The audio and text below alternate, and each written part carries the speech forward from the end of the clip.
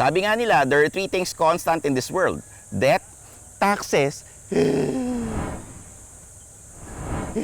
and change. Hindi maiiwasan ng mga pagbabago. Parang yung jowa mong biglang nanlamig sa'yo. Ang sakit, di ba? Pero kidding aside, etong sasakyang to, maraming pinagdaan ng pagbabago. Yung revamp niya, talagang sa sobrang daming nangyari, ang naiwan na lang sa sasakyang ito, itong logo niya. I'm Stanley Chi, ang inyong senpai ng turbuhan, and this is the 2022 Chevrolet Trailblazer. Don't forget to like and subscribe to our YouTube channel. Click the bell icon para lagi kayong makauna sa aming mga latest videos. At syempre, huwag nyo kakalimutan pumunta sa philcoche.com para sa aming Deals on Wheels. Pwede kayong manalo ng mga fuel vouchers at 20,000 pesos. So, umpisa na natin to.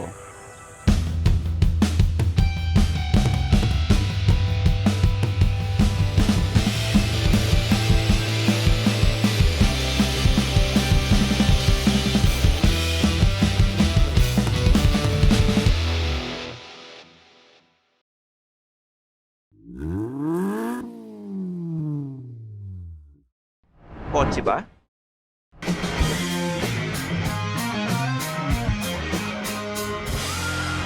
Feel kotse na. Gaya ng sinabi ko kanina, maraming pinagdaanan ang Trailblazer nameplate. First used as a variant name ng Chevy Blazer SUV sa US in the late 90s.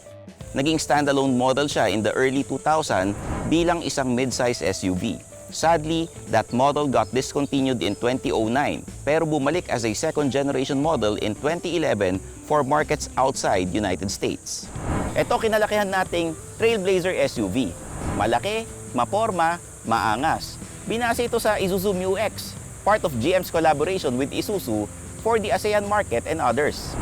Fast forward to year 2020, GM pulled out of its operations in the ASEAN market, pati na rin sa Australia and New Zealand, which meant that it had to shut down its manufacturing plant in Thailand, the very same plant na gumagawa ng Trailblazer at Colorado. Without the pickup platform-based Trailblazer, Chevrolet brings in the Trailblazer na inintroduce nila sa US. It's smaller, less tito, pwede nang ilaban sa Subaru XV and Honda HR-V. Up front, you have LED DRLs sa taas, adjustable and automatic LED headlamps in the middle, and LED fog lights sa baba. Oh, turbo. Ito may 1.3 liter 3-cylinder engine. Gasoline ito hindi tulad ng gamit niya dati na diesel. Gamit niya ng mga ninuno niya. Meron itong 155 horsepower and 236 Newton meters of torque na may start-stop engine connected to a CVT. In fact, the new Chevy Trailblazer came up with impressive numbers during our test. 9 to 11 kilometers per liter in the city at an average speed of 20 kilometers per hour. Sa highway naman, around 21 kilometers per liter at an average speed of 90 kilometers per hour. Nga pala, since sa makina tayo, mahina bang battery ninyo? Yung pinakasikat na car battery brand sa Indonesia ay nasa Pilipinas na. Meron silang maintenance-free batteries para sa mga kotse, SUV at DIN or DIN type para sa mga European cars tulad ng BMW at Chery or Mercedes-Benz. Available ang mga Inco batteries sa lahat ng Amaron stores and dealers nationwide. Wait, what? CVT? Pag-uusapan natin mamaya yan. Pero kumpara sa dati, mas maliit na itong Trailblazer na to. It now measures 4,408 mm long, 2,052 mm wide, and 1,656 mm tall. It has a wheelbase of 2,640 mm. Mas magaan din siya ngayon with a curb weight of just 1,373 kilograms. Walang exact ground clearance sa spec sheet pero kahit mas mababa siya than before, mataas pa rin siya at safe sa baha at gutter. Crossover ang datingan ng gilid na to. Tingnan nyo naman, ang daming claddings. Tapos may black A-pillar and black accents sa C-pillar for that floating roof effect. May power folding side mirrors na may integrated turn signals. Roof rails. Pero ang pinakagusto ko rito ay yung gulong niya. Ang gustong-gusto ko rito ay yung design ng gulong. 17-inch alloy wheels, disc brakes on all 4 wheels. Kayo magsabi sa akin kung maganda ba o hindi itong gulong na to. Type in the comment section. Dali. This is a typical Chevy. May golden bow tie badge, malaki ang LED taillights, may mga cladding at syempre, ito, paborito nyo, alam nyo na. Power tailgate. Adjustable yan sa loob, yung height nito. So, yan. No default volume numbers for the cargo, pero kita nyo naman, maluwag yan and default sa kanya na flat yung sahig. Pwede ibaba yung floor to maximize cargo and pwedeng itupi yung seats para kasya pati bahay mo. Although ang reklamo ko lang dito medyo mataas yung loading height. Ang advantage dito, iwas gas-gas. Ayan yung cladding. Pero ang disadvantage, pag medyo mabigat yung ipapasok mo dito sa loob, mahihirapan ka lalo na kung kinulang ka sa height.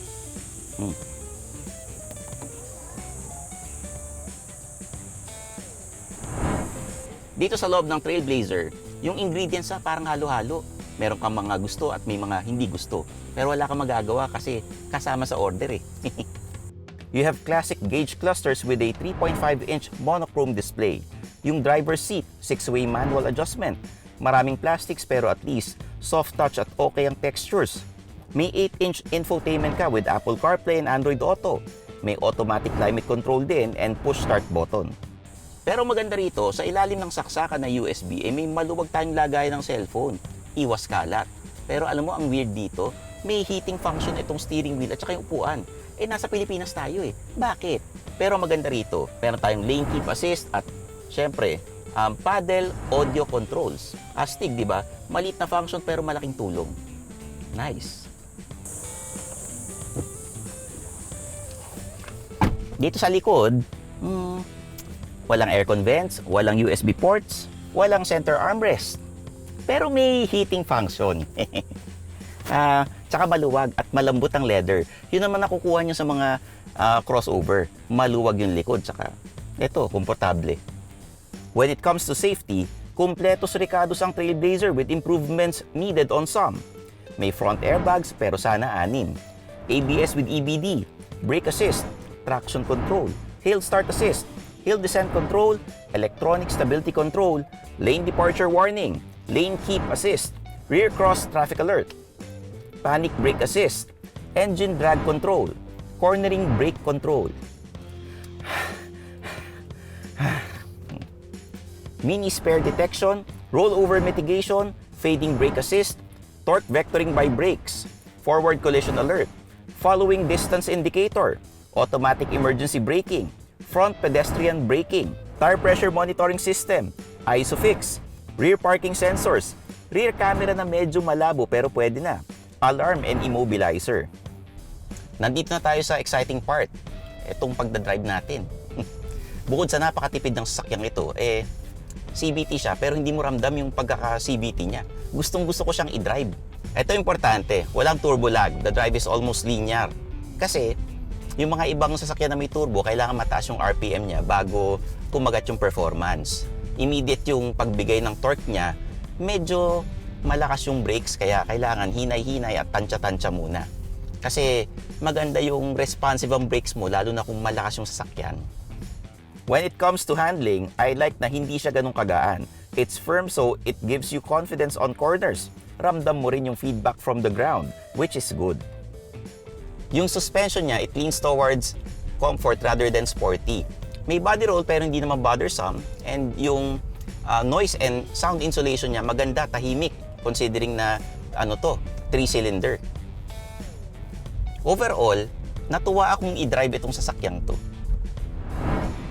Ang presyo ng Chevrolet Trailblazer ay 1,621,888 pesos. Ang laki ng minura nito kumpara sa dati in the expense of 2 seats sa likod at syempre naging front wheel drive na rin. Alam nyo, ang target market ng sasakyan nito dati para sa mga malalaking pamilya, good for 5, 6, or 7 people. Ngayon, dahil lumiit siya, para sa mga maliliit na pamilya na lang na mahilig maggagala at magdala ng maraming abubot. Pwede rin to para sa mga bagets tulad ko, mga tito, kuya, nakagaya ko. Pero sa totoo lang, it's unfair to compare yung luma sa bago kasi totally different new car ito. Kayo magsabi mga Philcoche viewers kung whether it's worth the money, well, it's totally up to you kung justifiable ba itong sasakyan na to dun sa mga pagkukulang niya.